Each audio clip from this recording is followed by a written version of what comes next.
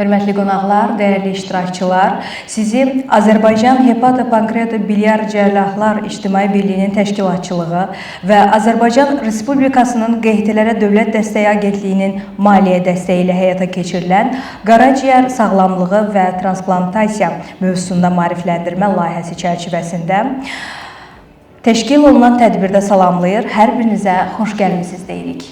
Qaraciyər insan orqanizminin ən vacib orqanlarından biridir. O, maddələr mübadiləsinin tənzimlənməsində, toksinlərin zərərləşdirilməsində, enerji ehtiyatlarının saxlanılmasında və orqanizmin normal fəaliyyətinin təmin olunmasında mühüm rol oynayır.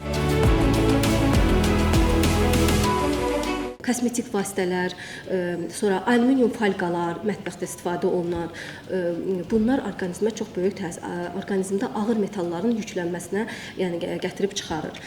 Bəzi dəniz canlıları vardır ki, onlarda məsələn ton balığıdır, midyalardır. Bunlarda daha çox civə toplanmış olur. Ona görə də belə bir qidaları qida rasionumuzda az-az istifadə etmək, məsləhət görülür. Sonra məsələn bir şey də deyim, məsələn alüminiumdan toplanmaması üçün antiperspiratlardır, kosmetik vasitələr, kremlər, bunları məsəl üçün istifadə etdikdə baxın tərkibində alüminium 0 olsun. Yəni o cürlərini alın, istifadə edin ki, orqanizmdə alüminium yüklənməsin. Yüksək glikemik indeksə malik olan qidalardan uzaq durmaq. Məsələn, ağ çörəkdir, makarondur, düyüdür. Bunlar da orqanizmdə deməli qaraciyərin piylənməsinə gətirib çıxardır. Sonra şəkər şirniyyatlar, konfet, pirojna, peçenya, tort, bunlardan da istifadəsini minimuma endirmək lazımdır. Ümumi doymuş yağ qəbulunun azaldılması, heyvani yağlar, məsələn piy, sonra trans yağlardan imtina etmək, pəhrizdə daha çox zeytun yağı, küncüt yağı, kokos yağı, məsələn avokado yağı, sonra yağlı toxumlar olan boranutumu, məsələn qoz, fındıq kimi faydalı qidalardan istifadə etməklə siz yağ tələbatınızı ödəyə bilərsiniz. Sonra bütün konserv məhsulları, məsəl üçün ət, balıq, toyuq fərq etməz, hamısının tərkibində kanserogenlər vardır. Bunları da qida rasionunuzda minimuma endirməyiniz məsləhət görülür. Fast food qidalardan imtina etmək, qazlı şirin içkilər həmçinin qaraciyərin yükünü artırmış olur. Müxtəlif hazır soslardır, ketçupdur, mayonezdir, sonra pendir soslarıdır. İşlənmiş ət məhsulları, məsələn kalbasa, sosiska, bunların tərkibində çoxlu boya maddələri, kanserogen maddələr vardır. Piylərlə çox zəngindir, heyvan piylərindən çox zəngindir. Sənaye baxımından işlənib, duzludular. Ona görə bunlar da qaraciyərə çox pis təsir göstərirlər. Yağlı ətlərin tez-tez qəbulunu, qida rasionunda azaltmaq lazımdır. Xüsusən də bunlardan qoyun ətidir, donuz ətidir, qaz ətidir, ördək ətidir. Bunlar çox yüksək yağ oranına malikdir. Ona görə də bu, orqanizmdə bunları az bir miqdar qəbul etmək lazımdır. Bunun əvəzinə daha dietik ətlər olan, məsəl üçün kənd toyuğudur, tutaq ki, hindi ətidir. Bunlar dərsiz formada, yağsız mal ətidir, balıq əti lap faydalıdır. Yəni istifadə etmək məqsədə uyğundur. Qızartmalar qaraciyərdə çox mənfi təsir göstərir. Yeməklər daha çox sobada və yaxud buxarda bişirilsə daha qaraciyər üçün faydalı olar. Qida rasionundan soyuq içkiləri çıxartmaq lazımdır. Məsəl üçün soyuq içkilər, soyuq yeməklər də qaraciyərə həmçinin mənfi təsir göstərə bilir. Normal insanların sutkalıq duza olan tələbatı hardasa 8 qrama qədər ola bilir. Ancaq qaraciyər xəstəliklərindən əziyyət çəkən insanlar sutkalıq duzu olan tələbat 5 qramdan artıq olmamalıdır. Sonra ağ undan hazırlanmış çörəklər əvəzinə, məsəl üçün tam buğda unundan və yaxud çoğdar unundan hazırlanmış çörəklərdən istifadə etsələr daha məqsədə uyğun olar. Yeməklər də gün ərzində məsələn 3 dəfə ana yemək, 3 dəfə ara öğün şəklində qəbul oluna bilər. Qaraciyər üçün bir sıra faydalı olan meyvələr, tərəvəzlər, ədviyyatlar vardır ki, mən onları bir yerə yığmışam. İndi onlar haqqında biraz sizə qısa məlumatlar verim. Bunlardan birincisi gəlir bildiyimiz sarımsaqdır. Sarımsaq tərkibində çoxlu kükürt birləşmələri vardır ki, bunlar qaraciyərin fermentlərini aktivləşdirir. Bundan başqa tərkibində allisin və selinlə də zəngindir. Həmçinin qan durultma xüsusiyyətinə malikdir. Damar divarlarını piylərdən təmizləyə bilir. Qaraciyərin piyələnməsini azalda bilir. Bundan başqa xərçəng hüceyrələrinin miqdarını azalda bilir. Qurd qovucu kimi də istifadə etmək üçün sarımsaq çox bir faydalı bir tərəvəzdir. Sarı kök bildiyimiz qaraciyər hüceyrələrinin regenerasiyasını artırır. Tərkibində olan kurkumin maddəsi vardır. Həmçinin ödün ifrazını artırır. Bu da həzm sistemini yaxşılaşdırır. Deməli, qaraciyəri toksinlərdən də təmizləmiş olur. İlıq limonlu bir içki. Bu qaraciyəri təmizləmək üçün çox özəl bir vasitədir.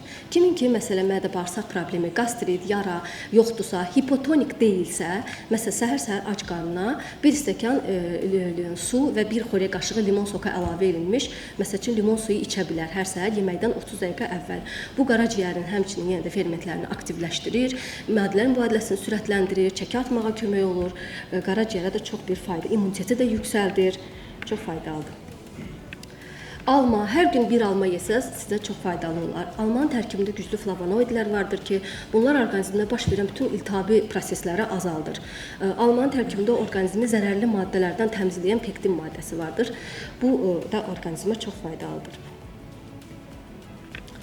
Qaraciyərinizi sağlam saxlamaq istəyirsinizsə, tez-tez bişmiş çuğundur yeyin. Bişmiş çuğundur öd yollarının toksik zədələnmələrdən müdafiə eləyir. Qəbizliyin qarşısını alır, qan artırır.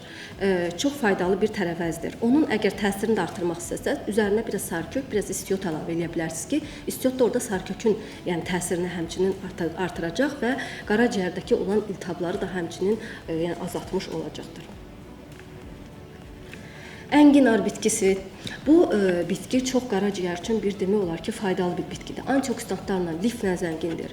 Qaraciyəri dəstəkləyir. Tərkibində silimarin və sinarin deyilən bir maddələr vardır ki, bunlar qaraciyər hüceyrələrini bərpasını artırır və yeniləyir onları və həmçinin zədələnmələrdən qoruyur və funksiyalarını da yaxşılaşdırmış olur.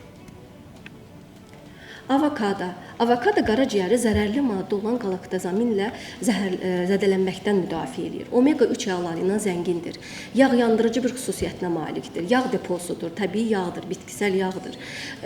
Həmçinin maddələr mübadiləsini sürətləndirir yağ yandırma xüsusiyyətinə görə. Bu da həmçinin qaraciyərində gələcəkdə piyələnməsinin qarşısını almış olacaqdır.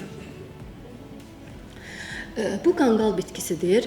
Bu qanqal bitkisinin həm özündən, həm toxumundan, həm gövdəsi, həm yağından da istifadə etmək çox faydalı. Yaz aylarında bütün rayon yollarında bu qanqal bitkisi bitir. Onun gövdəsini, yəni ki, soyub gövdəsini belə çiğ halda yemək qaraciyər üçün çox faydalıdır. Qaraciyər sınaqlarını gözəl aşağı salır. O yüksəyə qalxmış qaraciyər sınaqlarını çox gözəl aşağı salır. Tərkibində zulallar, B, E, D, K vitaminləri, flavonoidlər, manqan, kalsium, dəmir, sinklə, xelinlə, selen, xromla zəngindir, mikroelementlərlə.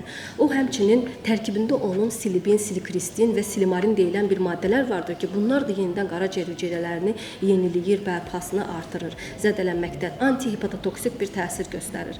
Alqanqal toxumu öd kisəsinin infeksion xəstəliklərində öd daşısının yaranmasının qarşısını alır. Həmçinin lipid mübadiləsini sürətləndirir, qanda xolesterin, triqliseridlərin artmasının qarşısını alır və xərçəng xəstəliyinə qarşı da çox bir faydalı yəni ki, təsiri vardır. Gün ərzində məsəl üçün bunun deməli bir çay qaşığından üyüdülmüş formada yeməyə qatıb yeyə bilərsiniz və yaxud yağından, hətta Herbafloranın Hepartea adlı çayı var. Ondan istifadə edə bilərsiniz. O tərkibində onda qanqal bitkisi vardır.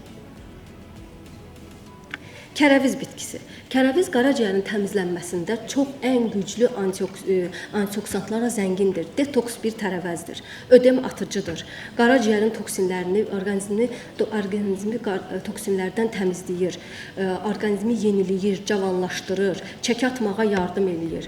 Funksiyalarını yaxşılaşdırır. Metabolizmanı da həmçinin sürətləndirmiş olur. Sitrus meyvələri qaraciyərin toksinlərdən effektivlə çıxartmağa kömək eləyir. Həmçinin tərkibində vitamin C immuniteti artırır, yağ mübadiləsini sürətləndirir, həzmi asanlaşdırır, immuniteti artırır və qaraciyərin sağlam qalmasına çox kömək eləyir.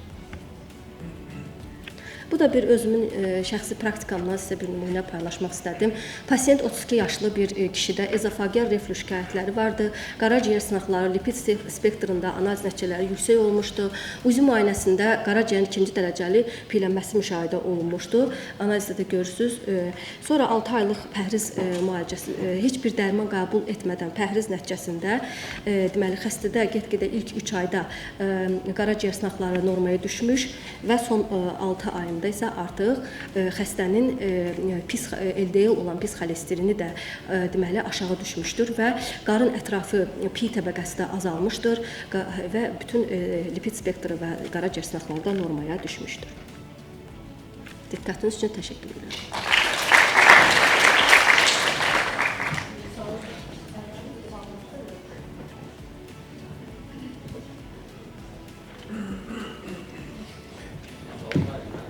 O qədər maraqlı danışdınız ki,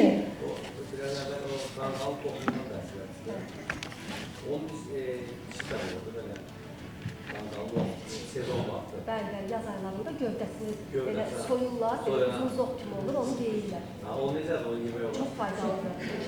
Bundan daha yaxşı. Praktikadan keçmiş bir xəstə var idi, onun qaraciyər sınaqları düşmürdü, Allah tapmadan yüksəkdəydi. O getdi hər yaz aylarında, gedirdi rayonunda, onu soyurdu, yeyirdi. Onunla da o qaraciyər sınaqları Şuraya yolu sağlasın. çox faydalıdır.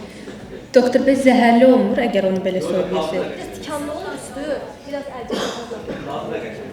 Çox yumuşaq gövdəsi olur. Hatta safır var yok. Mən düzün desəm görməmişəm. Çox sağ olun doktor, təşəkkür edirik. İndi isə növbəti məruzə ilə çıxış etmək üçün sözü infeksionist İbrahim Rufulayevaya təqdim edirəm. Hepatit C-dən danışacaq.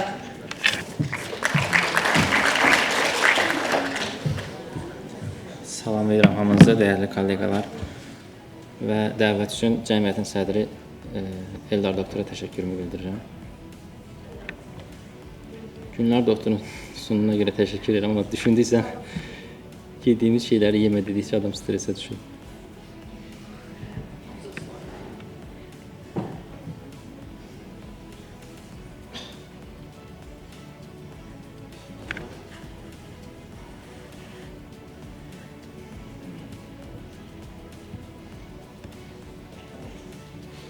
Burada neyse.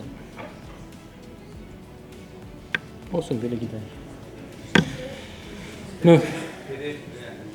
PDF değil aslında da böyle PDF kimi gəlsin.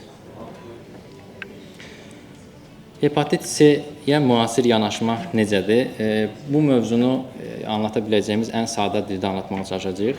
Müasir yanaşma ümumiyyətlə virus hepatitlərinə xəstəliyin müalicəsinə idarə olunmasını maksimum sadələşdirmək, əlçatan etmək və maksimum desentralizasiya etmək. Yəni hər bölgədə əlçatan etməkdir. Və bu yönümdə istər Ümumdünya Səhiyyə Təşkilatı, istər APAS, istər İZIL guideline-ları bu yönümdə tərtib olunur. Ümumdünya Səhiyyə Təşkilatının 2030-cu il üçün müəyyən etdiyi bir hədəf var və bu hədəf hepatit C virusunu eliminasiya eləməkdir tam. Bura daxildir yeni yoluxanların sayının 90% azalması və ona bağlı ağırlaşmaların, ölüm faizlərinin 65%-in altına düşməyini təmin etməkdir. Gördüyünüz tabloda dünya üzrə hepatit C-nin aktiv xəstələrinin cədvəli paylanışı görünür. Burada diqqət çəkən bir mənzərə Avropa regionu ilə Afrika regionu arasında aşağı-yuxarı bir yaxınlıq var. Bunun səbəbi Avropa regionunda olan narkotik istifadəsi, ora olan miqrasiya, Afrika regionunda isə əsas daha çox tibbi müdaxilələrlə bağlanılır. Ümumdünya Səhiyyə Təşkilatının son hesabatlarına əsasən hazırda dünyada 47 milyon aktiv hepatit C infeksiyalı fərd yaşayır və hər il təxminən 900 min yeni yoluxma baş verir və bunların içindən 240 min ölüm hadisəsi baş verir. Nədir hepatit C virusu? Flaviviridae ailəsinə aid tək zəncirli bir RNT virusudur. Hepatitlərdə replikasiya olunur və qaraciyər birbaşa və dolayı yolla təsir edərək qaraciyər iltihabına gətirib çıxardır. İki cür gedə bilər, kəskin və xronik gedişatda. Kəskin yoluxmadan sonra xəstələrin 70-80%-də xronik infeksiya inkişaf edir və 20-30% hallarda isə spontan sağalma baş verir. Xronik infeksiyalı xəstələrdə daha çox hepatosellular karsinoma və sirroz riski yaranır.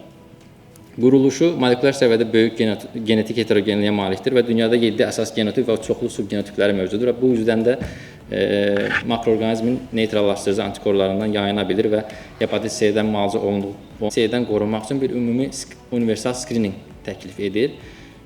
Hepatit C-nin vaksini yoxdur, amma tam müalicəsi olduğuna görə 18 yaşdan yuxarı olan hər bir fərd həyatında ən az bir dəfə hepatit C-dən yoxlanmalıdır, anti-HCV skrining olunmalıdır, hamilələr təqib olunmalıdır, hamiləliyin sayından neçəncisi və yaxud nə zaman olmasından asılı olmayaraq icbari skrining aparılmalıdır ki, aparılır da deyə düşünürəm. Eyni zamanda yüksək risk qrupları, iynə tətbiq edən narkotik istifadəçiləri, tibb işçiləri, hemodializ xəstələri, immunosupressiv xəstələr periodik olaraq yoxlanılmalıdır. Diaqnostik alqoritmi necə olur? Anti-HCV baxılır. Əgər anti-HCV pozitivdirsə PCR test yoxlanılır. Bunun pozitiv olduğu hallarda artıq pangenotipik müalicə başlanır və bu da ölkəmizdə əlçatandır. Ümumdünya Səhiyyə Təşkilatının və müasir protokolların təklif etdiyi daha tez diaqnostika, daha aktiv diaqnostika edə bilən metodlar var ki, buna refleks test deyirlər. Məsələn, laboratoriyada əgər anti-HCV-si pozitiv olan bir xəstə varsa, avtomatik olaraq HCV RNA baxılır və aktiv xəstələr aşkarlanır, daha tez müalicə olunur. Digər tərəfdən POC testləri, yəni səhiyyə müəssisəsinə getmədən yerindəcə antikorlara baxılması və yaxud PCR olunması kimi metodlar təklif olunub. Hepatit C xəstələrini aşkarladıqdan və müalicə etdikdən sonra izlənməsinə görə qaraciyərindəki fibroz dərəcəsinə görə izlənməsi fərqlidir və bu fibroz dərəcəsini müəyyən etməyin qeyri-invaziv yolları, yəni tibbi müdaxilə olmadan yollara daha aktiv istifadə olunur. Belə ki, müasir protokollarda biopsiya rutin istifadədən çıxarılıb, amma Türkiyədə səhv eləmirəmsə hələ də rutində var. Ölkəmizdə ən çox istifadə olunan müayinələrdən biri elastometriyadır. Qaraciyər səthliyini kilopaskal ölçüsü ilə təyin edir və fibroz sirrozu meylliliyini, yəni oradakı ehtimalı dəyərləndirməyə imkan verir. Bu bizim ölkəmizdə çox istifadə olunsa da Avropa ölkələrində o qədər də istifadə olunmur. Bunu əvəzləyən xüsusi indekslər var. FIB4 indeksi və APRI indeksi vasitəsilə adi qan analizlərinə görə bu ehtimallar təyin olunur. FIB4 indeksi nədir? Yalnız 4 parametr, yaş, ALT asiti və trombosit sayına görə bir dəyər çıxır ortaya. Bu dəyər 1.45-in altında olanda fibrozun olmadığı və yaxud çox aşağı riskin olduğu bildirilir. 3.25-in üzərində olanda isə fibroz və ya sirroz ehtimalının yüksək olduğu bildirilir. Bunlar hamısı ayrı-ayrılıqda konkret bir nəticə vermir. Bir neçə test dəyərləndirilib, ortaq bir qərar verilir sonda. Kimləri müalicə edək?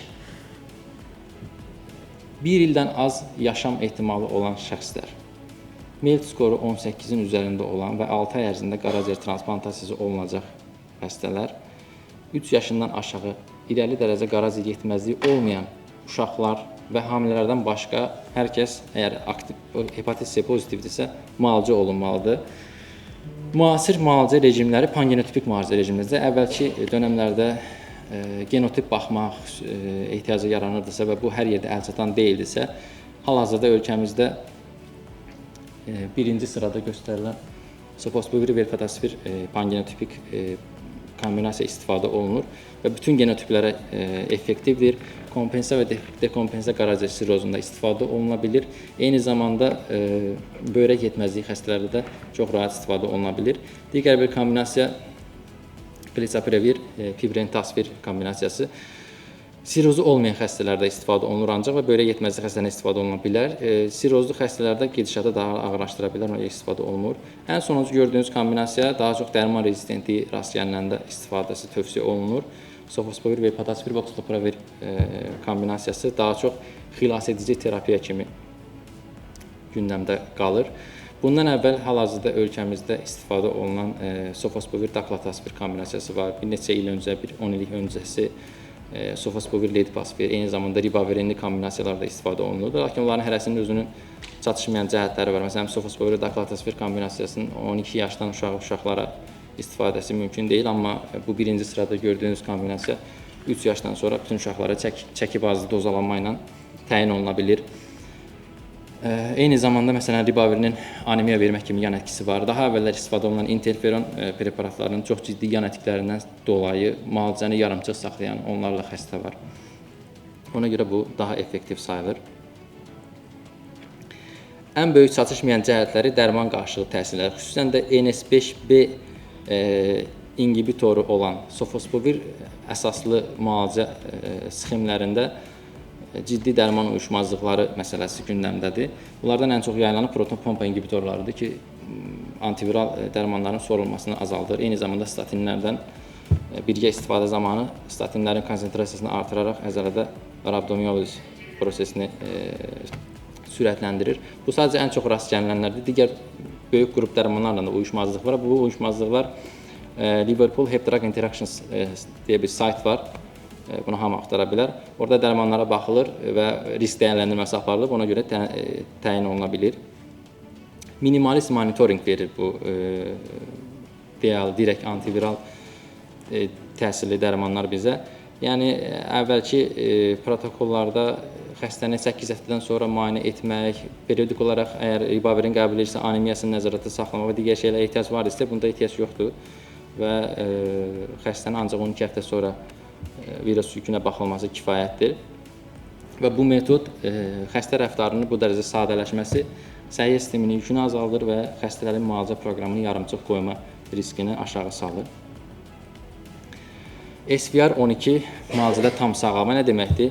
Qalıcı viroloji yanıt deməkdir. Yəni 12 həftəlik və yaxud 8 həftəlik müalicədən sonra sübut olunub ki, bu direkt təsirli antivirallar 95%-in üzərində bir qalıcı viroloji yanıt ortaya qoyur. Müalicə elədik, xəstə sağaldı. Ondan sonra necə davranaq? Əgər xəstədə heç bir qaraciyərlə bağlı bir problem yoxdursa, fibrozis dərəcəsi F0, F2 mərhələsindədirsə, sadəcə müalicədən sonra SVR əldə etdik, virus yükü negativləşdi və xəstə ilə sağollaşırıq. Yox, əgər F3, F4 mərhələsindədirsə və xəstənin irəli dərəcə qaraciyər problemləri və ailəsində onkoloji risklər, hepatitlər, karsinoma riski varsa, bu xəstələr 6 aydan bir davamlı olaraq təqibdə qalmalıdır, hepatitisi sağalsa belə. Yəni, hepatitisi sağalsa belə, irəli dərəcə qaraciyər fibrozu olan xəstələrdə bu risk hələ də qalır. Bu tipli dərmanların istifadəsi bizə transplantasiya və paradigmaya dəyişiksiz keçməyib. Burada yuxarıda gördüyünüz 80% ora səhv düşüb, o 60%-dir. HCV mənşəli qaraciyər köçürülməsi gözlənilənlərin qlobal siyahısında UNOS və Elitaya görə, yayınlarına görə 60% sirotik xəstələrdə azalma müşahidə olunub, 40%-də HCC-li xəstələrdə azalma görülüb. Eyni zamanda ümumi gözləmə siyahısında 24% azalma müşahidə olunub. Və bu daha bir yeni reallıq əmələ gətirib. HCV pozitiv donorların direkt antiviral təsirli preparatlardan müalicəsindən sonra donor ola bilməsi. Bilmirəm, bizim ölkəmizdə varmı? Hepatit C pozitiv xəstələri donor kimi ala bilirsinizmi? Donor hepatit C-dir, resipient negativdir. Bu alına bilər, amma ölkələrin özlərin. Hepatit C olan donorlar alına bilər. Bəli. PCR negativ. Alınır, transplantasiyadan 3 ay sonra artıq ona bir DA başlanılır resipiyentə, ondan sonra sıfırlanır. Kadavradan gelir sonra, yoxsa canlıdan? Yox, canlıdan. Kadavrada necə olur? Əgər hepatit C-si varsa, bu düşünülür ki, bu dünyasını dəyişəcək və yaxud da elə bir ehtimal varsa, maksimum nə qədər tez başlaya bilsələr, kadavra olacaq adama. Kadavra mümkündür məncə. Kadavrada dediyiniz kimi həyatını itirən bir insan varsa, kadavra köçürülə bilər, problem deyil. Yəni dediyiniz kimi kadavra hepatit C-si oluna bilər. Canlıda biraz Canlıda bu hər ölkənin özünə görə bu strategiyası bizdən məlumatlı deyildi, ona görə soruşdum. Və bu donor hövzəsini ciddi dərəcədə genişləndirir hepatit C yönündən. yəni əvvəlki şeylərdə yoxdur. Var, İZIL-in ən son 25-ci ilin protokolunda var. O kriterlər nədir? Yəni pozitivdirsə belə köçürə bilərsiniz. Söhbət qaraciyər, yəni digər dəyərləndirilmələr eyni. Siz necə eləyirsinizsə o cür. Yəni irəli dərəcə fibroz yəqin ki almırsınız. Amma hepatit sırf kriterlər nədir? Məsələn, bir donor gəldi, anti-HCV-si pozitiv. Hər şey anti-HCV pozitivdir belə. HCV yüksək deyil, yəni qaraciyər yüksək. yəni sizə mane olan tək HCV-dirsə, Yəni onun kriterlər nədir? Bax, sadəcə qanda deyək ki, anti-HCV pozitiv çıxdı. bəli. Məsələn, qaraciyər normaldır, sirotik deyil.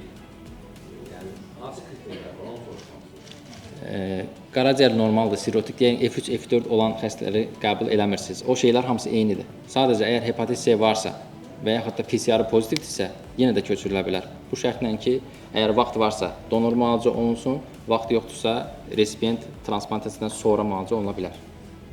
Donorun Yox, o şeylərə mən çox dərinə girməmişəm. Soruşuram yəni, bunu demək istəyirəm, hepatit C. Biz eləməmişik, mən burada görməmişəm heç. Ümumiyyətlə biz hepatit C donoru götürmürük, onu demək istəyirəm. Və İzilin qaydında bir biopsiya şeyi yox idi. Məncə onlar transa çox girməyiblər, sadəcə hepatit C yönündən, pozitiv, negativliyi yönündən ala bilərmi, ala bilməzmi o yönündən. Sırf immunosupressiya aldığı yönündən bəzi immunosupressiv dərmanlarla bunların uyuşmazlığı var. Çünki qaraciyərdə eyni fermentlər onları parçalayır. O yüzden dərman dozalanması periodik olaraq nəzarətdə saxlanılır bu xəstələrdə. Digər bir tərəfdən eyni zamanda sədri olduğum B və C virus hepatiti xəstələrin dərmanla təmin olunması komissiyası çərçivəsində bu illər ərzində 5000-dən çox xəstəyə antiviral dərman təyin etmişik. Və bu dərman təyin etdiyimiz xəstələrdə bizə müraciət edən dəyərləndirdiyimiz xəstə sayı 10.000-dən çoxdur. Burada bizim bir kiçik statistikamız var. Belə ki, bu xəstələrin 77% hepatit C-dir və onların 95%-in üzərində bir qalıcı viroloji yanıt əldə etmişik. 3-4% xəstələrdə isə geri dönümlər olub, relapslar olub. Və bu da dünya statistikası ilə bir korrelasyon təşkil edir və bir də yerli səviyyədə bir də onu göstərir ki, bu müasir direkt təsirli antivirus preparatlar çox effektivdir. Bu qədər. Diqqətiniz üçün təşəkkürlər. Kimin sualı varsa buyura bilər.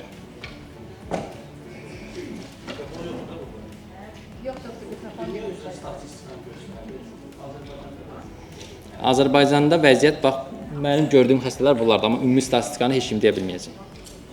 Bu verdiyim statistikada komissiya çərçivəsindədir, yəni bizə gələn xəstələrin içindədir. Yəni, hepatit C-də hamı üçün maraqlı olacaq bir məsələ, əlinizə iynə batsa, nə edəcəksiniz? Əgər bir hepatit C pozitivli xəstənin iynəsi kiminsə əlinə batırsa, tibb bacısının, cərrahın və yaxud da hər hansı bir tibb işçisinin əlinə batırsa, bu zaman panikaya düşməmək lazımdır. Xəstəxana daxili infeksiyon kontrol tibb bacısına gəlmir səsin. %3 ehtimal var da məbləğ? Ehtimal çox azdır, amma müraciət etmək lazımdır.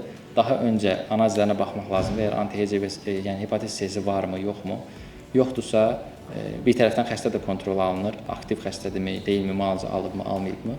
Və 3 aydan sonra, bir də 6 aydan sonra yəni zədələnmiş şəxs təkrar yəni yoxlanılır. Əgər bir qaraciyər testlərində pisləşmə ya yaxud da HCV PCR pozitivləşməsi varsa, çox rahat müalicə olunur və bu hepatit C-yə aiddir. Bu da dövlət tərəfindən təmin oluna bilən bir şeydir.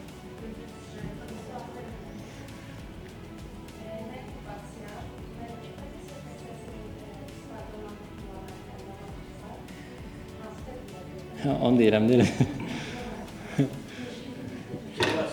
İlk eləyəcəyimiz şey gözdən çox da keçməz, əgər bir zədələnmə yoxdursa. İlk eləyəcəyimiz şey infeksiyon kontrol tibb bacısına məlumat vermək və o sizi infeksiya institutuna yönləndirəcək, analizlərinizə baxılacaq, xəstə araşdırılacaq. Əgər aktiv xəstədirsə sizi nəzarətə alacağıq. 3 aydan sonra bir də baxacağıq, 6 aydan sonra bir də baxacağıq. Xəstəlik aşkarlandığı dönəmdə artıq sizi yönləndirəcək komissiyaya dərmanla təmin edib tam sağaladınız. Yəni hepatit C problem deyil, amma hepatit B problemdir. Gedin peyvənd olun.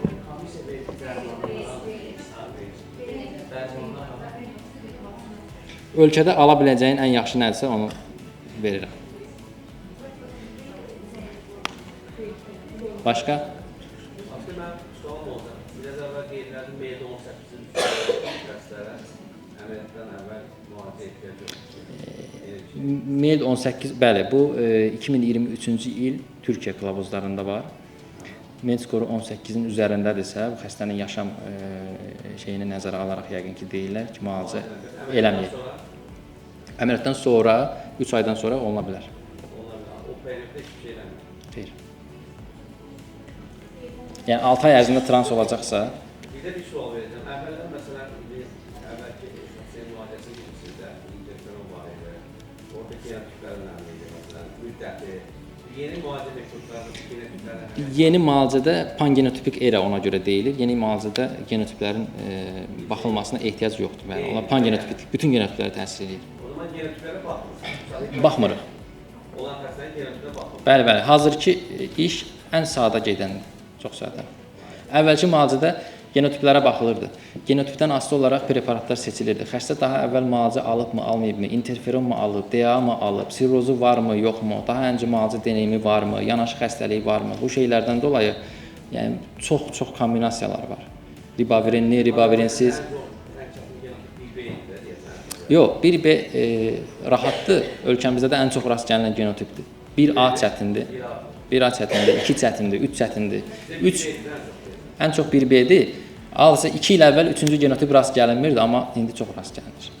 3-cü genotip daha ağır gedir. Yəni 3-cü genotip sirrozlu xəstələrdə dekompensasiya sirrozdursa, bəzi mənbələr bu birinci kombinasiyanı 24 həftəyə uzatmağı tövsiyə edir.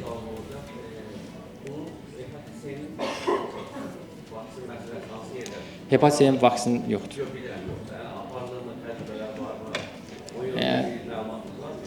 Kanıt əldə tutacaq bir şey yoxdur. Hepatit C-dən qorunmağın tək yolu hər kəsə skrininq eləməkdir. Çünki müalicəsi var və xəstəliyi kontrol etmək çox rahatdır.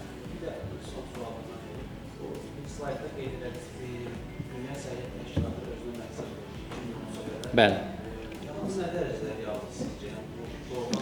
O əslində çox çətin bir şey deyil, çünki hepatit C-nin dərmanları hər yerdə əl çatandır, pullu və ya pulsuz və yoxlanması da çox rahatdır.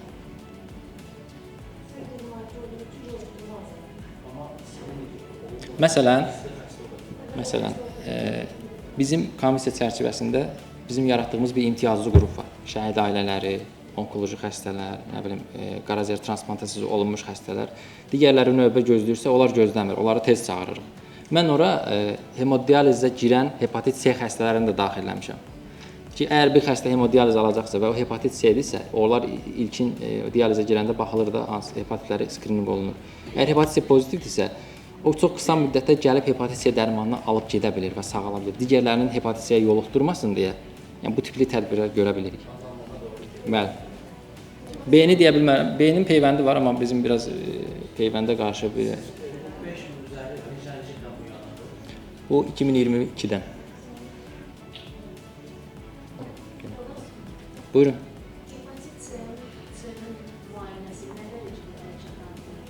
Hepatit C-nin müayinəsi bütün icbari tibbi sığorta ilə... Bəli, hamısı. Bəli. PCR-dan tutmuş, anti-HCV-dən tutmuş, kart testdən tutmuş, elastometriyadan tutmuş, bütün müayinələr əl çatandır. Yəni, hər hansı bir lokal bir yerdə yoxdursa da göndəriş alıb başqa bir yerdə elətdirə bilərsiniz. Sağ olun.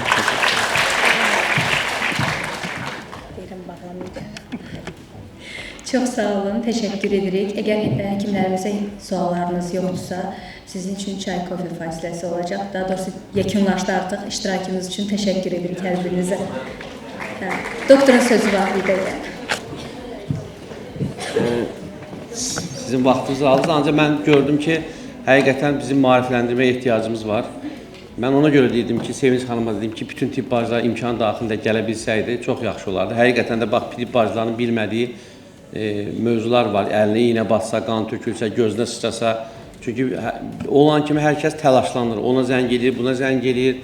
Və bunları bilmək lazım qabaqdan. Ona görə də belə tədbirlərdə çalışıb, orta tibb personalda aktiv iştirak etməsini istəyərdim, hətta kiçik tibb heyətində. Yəni, mənə görə çox faydalı oldu. Hər kəsə təşəkkür edirəm. Ayın 27-sində inşallah ikinci tədbirimiz olacaq, ikinci konsepsiyada daha fərqli olacaq. Hər kəsi ayın 27-si gözləyirik burada.